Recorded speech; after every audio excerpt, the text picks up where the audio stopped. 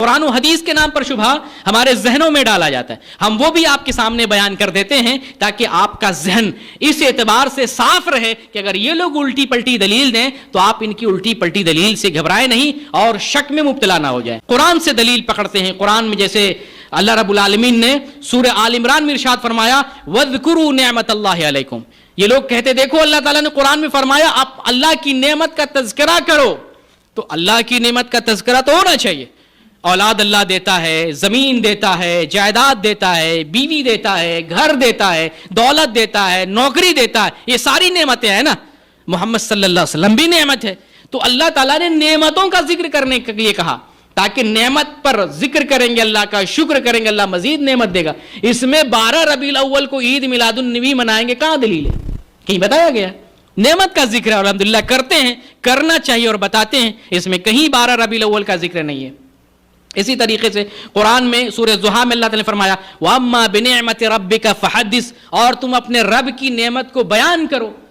تو یہ کہتے ہیں دیکھو اللہ تعالیٰ نے نعمت بیان کرنے کا کہا ہے, نعمت بیان کرنے کے لیے کہا ہے, تو اس میں کہا ہے 12 ربیع الاول کو میلاد مناؤ؟ اس میں تو کہیں نہیں ہے. اس سے کیسے دھوکہ دیا جاتا ہے؟ ایک طرف تو کہتے ہیں یہ بدعت ہے, بات کی پیداوار ہے, دوسری طرف کہتے ہیں قرآن میں بھی دلیل ہے, حدیث میں بھی دلیل ہے. تو اس میں کہاں کہا گیا ہے کہ تم 12 ربیع الاول کو جھنڈیاں لگاؤ, 12 ربیع الاول کو ڈی جے لگاؤ, 12 ربیع الاول کو جلوس نکالو, 12 ربیع الاول کو سڑکیں بھر دو, لوگوں کو تکلیف پہنچاؤ, 12 ربیع الاول کو عورت مرد سب بن سور کے, اور لڑکیاں جو ہے پاؤڈر لگا کر کے, بن سور کے, سج سمر کر کے اور جو ہے میلہ ٹھیلا میں جائیں. یہ کہاں اللہ تعالیٰ نے بتایا؟ بتاؤ ہم اگر ہے ایسا تو ہم بھی کریں گے, نہیں ایسا تو تم کیوں کرتے ہو, لوگوں کو دھوکہ کیوں دے رہے ہو؟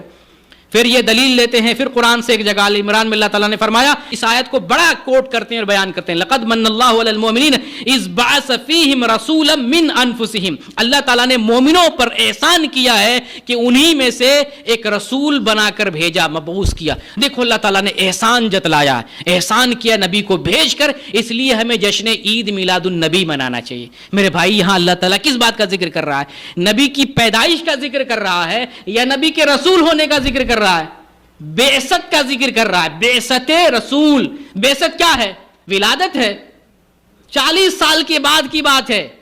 ان جاہلوں کو پتہ ہی نہیں آمد کسے کہتے ہیں, ولادت کسے کہتے ہیں, بعثت کسے کہتے ہیں, رسول ہونا کسے کہتے ہیں. اللہ نے رسول ہونے کا ذکر کیا ہے کہ رسول بھیج کر اللہ تعالیٰ نے احسان کیا ہے. تو ظاہر سی بات ہے اس سے بڑھ کر دنیا میں کوئی احسان ہی نہیں اللہ کا. رسول بھیج کر ہمارے اوپر بہت بڑا احسان کیا ہے. تو یہ پیدائش کی یہاں بات نہیں ہے, رسول بننے کی بات ہے. تم تو پیدائشی بات کر رہے ہو, 12 ربیع الاول کی بات کر رہے ہو یا 9 ربیع الاول کی بات کر رہے ہو. یہ پیدائش کی بات ہے ہی نہیں, اس کا تعلق ہی نہیں پیدائش سے. رسول جب رسالت ملی, نبوت کا تاج آپ کو پہنایا گیا, رسول بنائے گئے, اللہ اس کا ذکر کر رہا ہے. ہمارے گھٹنا پھوٹے سر, یہاں بعثت کی بات ہو رہی ہے اور آمد کی بات لے رہے ہیں. تو اس سے کوئی دلیل نہیں مل رہی ہے. اور قرآن میں ایک جگہ اللہ نے یہ فرمایا قل بفضل اللہ وبرحمتہ فبذلک فلیفرحوا. اے نبی آپ لوگوں کو بتائیں اللہ کے فضل اور اللہ کی رحمت پر لوگوں کو خوش ہونا چاہیے.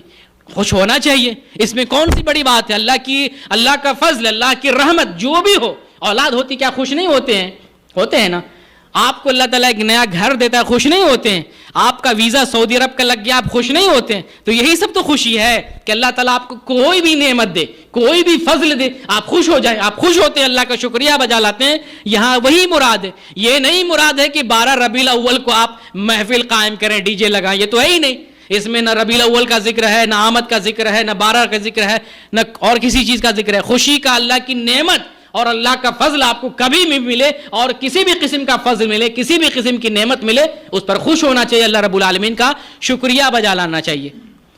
اور قرآن کی وہ آیتیں جو سمجھنے والی ہیں, سمجھانے والی ہیں, ان پہ غور نہیں کرتے. دیکھیں قرآن میں اللہ تعالیٰ نے سورہ اعراف میں کیا فرمایا ہے, فالذین آمنوا بہ وعزروه ونصروه واتبعوا النور الذي انزل معه اولئک هم المفلحون. جو لوگ رسول پر ایمان لاتے ہیں, رسول کی حمایت کرتے ہیں, رسول کی مدد کرتے ہیں اور اس چیز کی اتباع کرتے ہیں, واتبعوا النور الذي انزل معه, اور اس نور کی اتباع کرتے ہیں جو آپ کے ساتھ اتارا گیا, دراصل یہی لوگ کامیاب ہونے والے. کامیاب کس میں ہیں؟ کامیابی کدھر ہے؟ رسول کی اتباع کریں, رسول کی نصرت کریں, رسول کی حمایت کریں, رسول کی تائید کریں. یہ جشن عید میلاد النبی میں یہ کامیابی نہیں ہے، رسول کی اتباع اور پیروی میں کامیابی ہے، یہی محبت رسول ہے، یہی جو ہے رسول اللہ صلی اللہ علیہ وسلم سے محبت کا تقاضا ہے کہ آپ کی اتباع کریں، آپ کے دین کی مدد کریں، آپ کی مدد کریں اور آپ کی تائید کریں، آپ کا دفاع کریں۔ تو قرآن کی یہ سب آیت تو نظر نہیں آتی ہے کیونکہ اس پر عمل کرنا نہیں ہے تو بھاری لگتی ہے، یہ مشکل ہے، اس لیے ان آیتوں کو نہیں دیکھتے ہیں۔ اسی طریقے سے ایک اور حدیث سے جو ہے دلیل پکڑتے ہیں، بخاری کی حدیث ہے 5101 نمبر کی، اس میں کیا ذکر ہے کہ ابو لہب نے اپنی لونڈی سویبہ کو آزاد کیا تھا، انہوں نے رسول اللہ صلی اللہ علیہ وسلم کو دودھ پلائی تھی انہوں نے، تو اس کو ابو لہب نے آزاد کیا۔ اب یہ لوگ کہتے ہیں کہ نبی صلی اللہ علیہ وسلم جب پیدا ہوئے تو اس لونڈی نے خبر دی تھی تو خوشی میں آزاد کر دیا تھا، اس لیے ہم پیدائش کی خوشی میں جشن عید میلاد النبی منائیں گے۔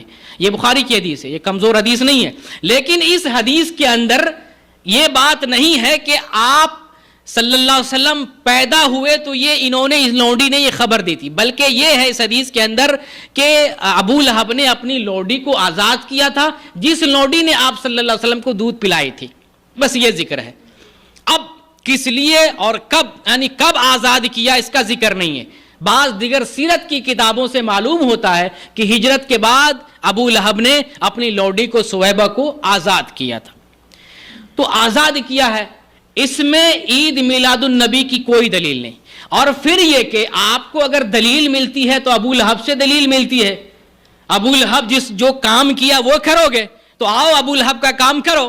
نبی صلی اللہ علیہ وسلم نے جب صفا پہاڑ پہ پورے اہل مکہ کو جمع کیا، آپ نے کیا فرمایا کہ اے لوگو تم لوگ لا الہ الا اللہ کے اقرار کرو، کامیاب ہو جاؤ گے۔ آپ نے اعلان کیا تھا نا لا الہ الا اللہ کی گواہی دو، تو پتھر مارنے والوں میں، گالی دینے والوں میں اور جو ہے آپ کو برا بھلا کہنے والوں میں کون لوگ تھے؟ ابو لہب بھی اس میں سے تھا۔ آؤ نا یہ بھی کام کر لو۔ ابو لہب نے لونڈی کو آزاد کیا تھا، تم بھی رسول کو گالی دے لو، نعوذ باللہ، رسول کو پتھر مار لو۔